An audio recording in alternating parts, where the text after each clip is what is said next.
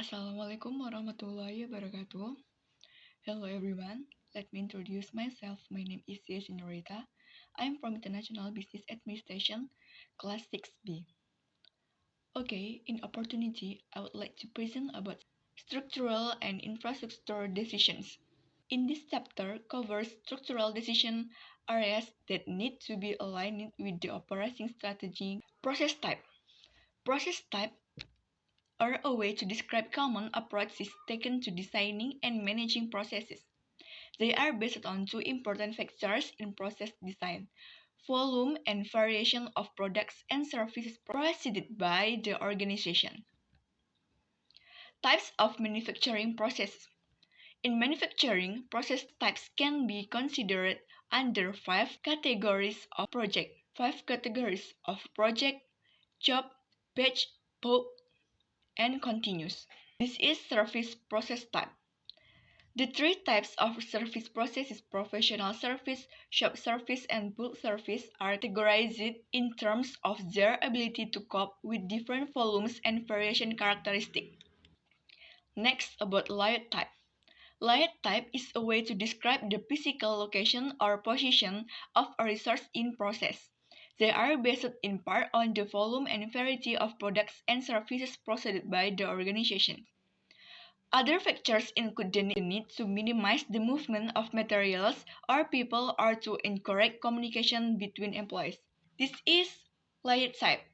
1. Fixed position layout. 2. Process layout. 3. Cell layout. 4. Product layout. Detailed layout design. Once the layout type is selected, its detailed configuration should be designed to meet specific implementation needs. In a fixed position layout, there will be a relatively low number of elements and no techniques are widely used to help find resources. Process layouts can be analyzed in terms of minimizing transportation costs or distance using activity metrics. When a number of factors need to be taken into account, including qualitative aspects, relationships diagrams can be used. Process maps can also be used to show the flow of materials, customers, and staff through layouts. This is facility location. Location decisions can be considered in terms of factors that vary in such a way as to influence cost because location varies, or supply side factors, and factors vary in such a way as to affect customer service because location varies, or demand side factors. Location decisions can be seen as a trade-off between these factors. In service organizations, the need for customer contact can mean that the influence of the demand side will dominate, while in manufacturing companies, labor costs and distribution can mean supply side influence dominates. Next, process technology. The purpose of the operation system is to convert the converted resources from inputs into outputs in the form of goods and service. Process technology is the application of technology to change resources that can be the term of 1. Material, 2. Information, and 3. Customer. Product or service design and process.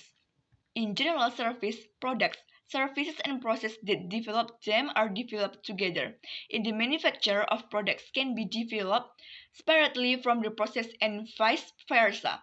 However, when designing manufacturing products, it is good practice to consider the effect on process design because the choice made during product development, such as material choice, will affect the effectiveness and efficiency of product development efforts will depend on the management of the overlap between product development and process.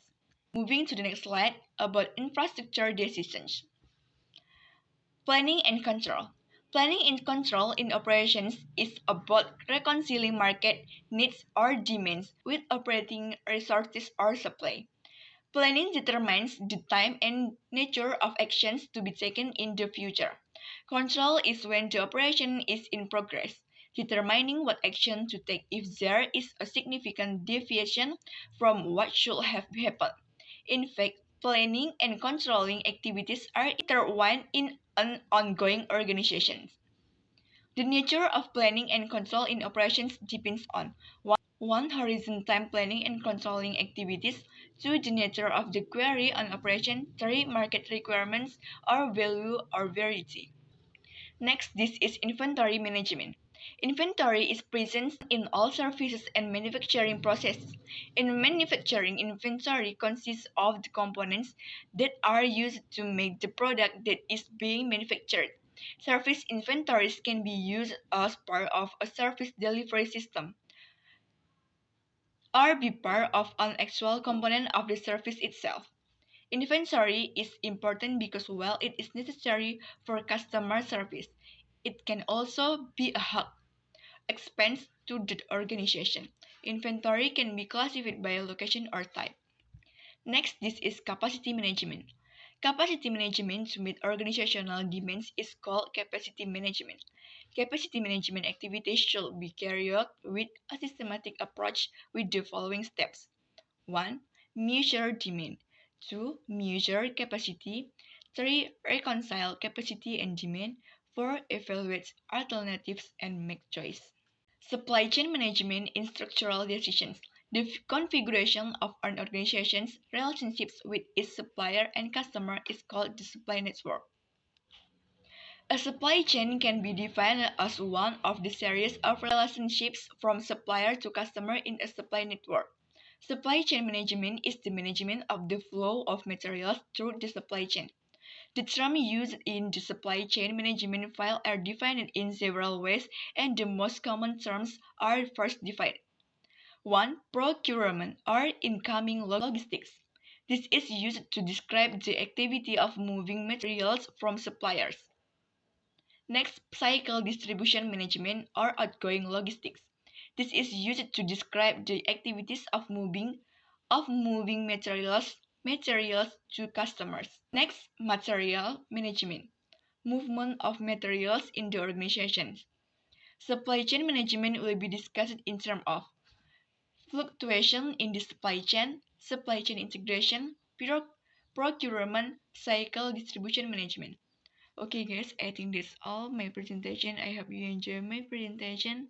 Thank you for watching. Wassalamualaikum warahmatullahi wabarakatuh.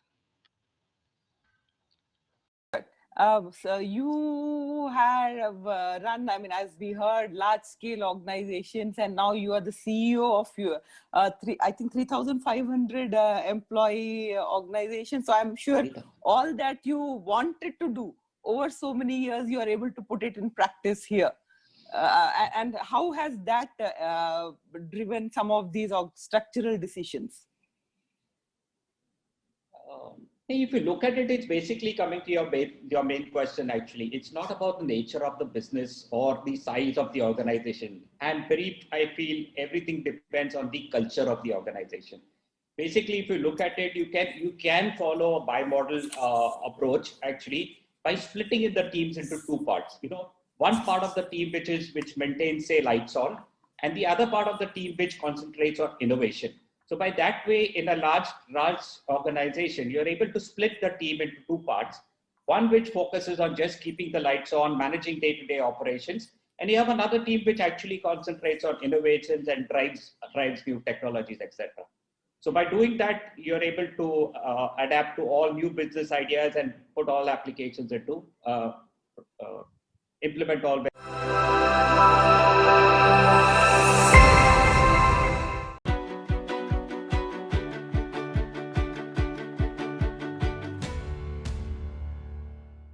So infrastructure needs to change. When I talk about infrastructure, I mean transport, energy, waste, water, digital communications, flood protection. And all of those systems are crucial to our well-being and our economic, social and environmental well-being. But in its current form, infrastructure is neither sustainable nor resilient, and both the Committee on Climate Change and the National Infrastructure Commission have identified a need for infrastructure to transform fundamentally for it to meet its UK Sustainable Development Goals, but also net zero commitments. We know infrastructure needs to change, but uncertainty makes change difficult. Improving existing infrastructure is challenging. There are uncertainties around the impacts of climate change, around technology development, and the way that users are changing the way they use infrastructure. And also there are multiple organisations involved in delivering infrastructure, with shared responsibility but not necessarily a shared vision. The national government has multiple roles in securing that change in terms of the way it invests, sets strategy, incentivises change in the private sector and individual action. And decisions taken in all of these different roles and departments will directly affect the success of infrastructure transformation. Therefore, it's crucial that the decision-making processes in national government are able to accommodate uncertainty and challenge long-standing assumptions. So at Leeds, we've been working for a decade alongside local and national government to help them move towards net zero resilient infrastructure, particularly around transport systems, and more recently helping recover from the effects of COVID-19. And our research is helping decision makers adopt new approaches that can accommodate high levels of uncertainty. And these new decision-making tools can also help overcome some of those barriers to change, particularly supporting collaborative decisions that can involve lots of different stakeholders with competing voices. And also what our research has shown is the importance of infrastructure in providing societal value, as well as economic prosperity. However, the assumptions about infrastructure's impact on economic growth we think have been overestimated, and the societal value of some services has been underestimated. For example, the importance of trips between cities have been overestimated, and the societal values of certain services like buses and walking have been underestimated. Whilst our research has been focused at the local level, we think there are three key findings for national government.